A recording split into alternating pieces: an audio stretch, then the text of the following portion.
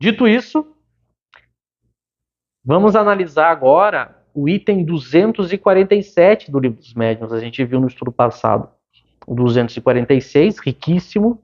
A gente já disse que esses textos sobre obsessão são um dos mais importantes do nosso projeto. A gente segue dizendo isso. Nós vamos ver o item 247 agora, como é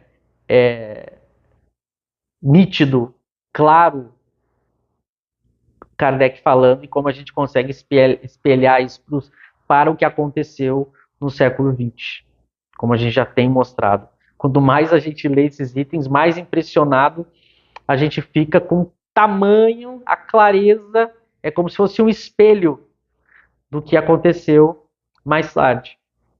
Então vamos ler o item 247.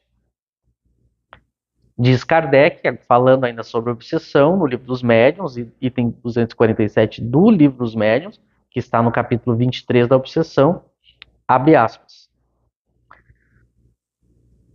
Os espíritos dados a sistemas são geralmente escrevinhadores, pelo que buscam os médiuns que escrevem com facilidade, e dos quais tratam de fazer instrumentos dóceis e, sobretudo, entusiastas, fascinando-os. São quase sempre verbosos, muito prolixos, procurando compensar a qualidade pela quantidade. Comprazem-se em ditar aos seus intérpretes volumosos escritos indigestos e frequentemente pouco inteligíveis, que felizmente têm por antídoto a impossibilidade material de serem lidos pelas massas. Os espíritos verdadeiramente superiores são sóbrios de palavras, dizem muita coisa em poucas frases. Segue-se que aquela fecundidade prodigiosa deve sempre ser suspeita. Precisaria dizer mais alguma coisa? Veja, Kardec falando. É Kardec falando. Basta a pessoa pegar o livro, abrir. É Kardec falando, não é o Michel falando. Vejam o que ele diz no item 247. Esses espíritos dos quais a gente vem tratando, eles são geralmente escrevinhadores. Eles adoram escrever. Adoram. Eles escrevem muito. Isso que é um escrevinhador. Alguma relação com a realidade? Eu estou inventando o que o texto está dizendo e eu estou inventando o que a história nos conta? É algo que o Michel está inventando? Vocês sabem que não. Eles gostam de escrever muito, esses espíritos. E aí eles fazem o quê? Óbvio que eles precisam de um médium, né? Porque eles são espíritos. Que tipo de médium que eles procuram? Os que escrevem com facilidade.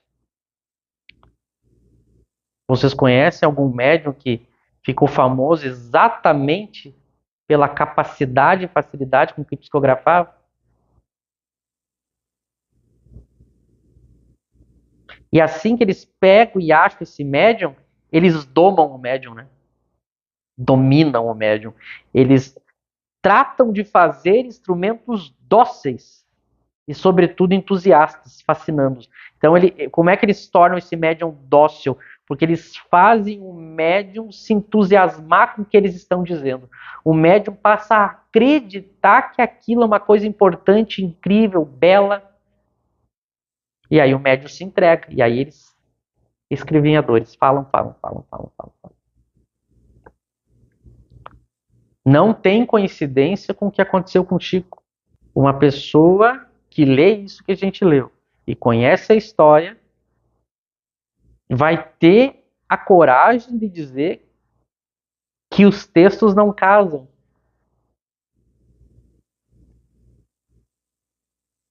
O médium fica fascinado, ele se dobra. Lembra a primeira conversa que aí as histórias dizem que o Emmanuel teve com o Chico? Ele já diz para o Chico que o Chico teria uma missão e ele diz disciplina, disciplina e disciplina.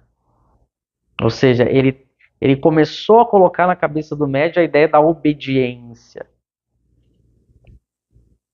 Porque aí sim, pronto, domou o médium, né? Eu achei o médium, passei para ele uma ideia, o médium agora se entregou, eu faço o que eu quero. Exatamente o que aconteceu. Exatamente o que aconteceu. E aí, ele diz: são quase sempre verbosos, muito prolixos, procurando compensar a qualidade pela quantidade. Escrevem muito, muito, muito, muito, mas essa quantidade não denota qualidade. São prolixos, são difíceis de entender. Vocês já leram as obras do Emmanuel e do André Luiz? Eu estou citando só os dois, porque a gente está focado nesse projeto nisso, mas a gente poderia pegar outros médiuns famosos. A gente poderia citar, vocês já leram Joana de Ângeles? É a mesma coisa. É um excesso de livros, um excesso de prolixidade na fala, ou seja, fala muito e não diz quase nada e é difícil de entender. E essa dificuldade de entender, essa prolixidade, a gente julgou no movimento espírita como algo lindo. Olha como esse espírito é superior, olha o linguajar que ele tem. Mas isso, pelo contrário, não é sinal de superioridade, isso é prolixidade, que é para esconder a falta de qualidade. Olha que interessante. Aí alguém poderia estar nos assistindo e dizer, bom, mas essa comparação que você está fazendo não é verdadeira. Você está usando o item 247 tentando grudar nos casos do Emmanuel e do André Luiz, nos casos do médium Chico Xavier. Isso é injusto, isso não corresponde à verdade. Pois eu vou dar números para vocês. Vamos falar em números factuais. Kardec escreveu 23 livros. Allan Kardec, o grande missionário que tinha como Jesus como guia espiritual, escreveu 23 obras, num período aí de 12, 15 anos. Prestem atenção nos números. Basicamente, foi praticamente aí 2 obras por ano. No total, aí, deu 23 obras. Dessas 23 obras, a gente tem o Evangelho segundo o Espiritismo e o Livro dos Espíritos, aonde tem mais mensagens psicografadas, mensagens mediúnicas. Das 23, a gente tem 2 obras que basicamente têm bastante mensagens dos Espíritos. De 23, 2. E ainda assim, essas mensagens raríssimas são longas. A maioria são curtinhas. Do Espírito de verdade, então, que é um Espírito puro, era Jesus. São mensagens curtinhas.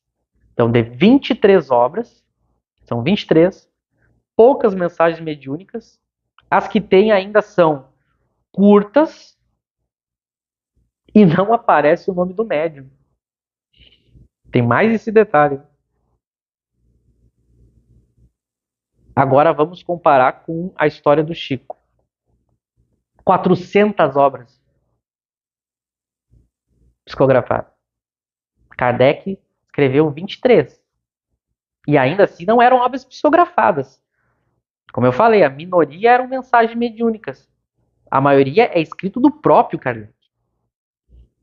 Aí só o Chico escreveu, psicografou mais de 400 obras.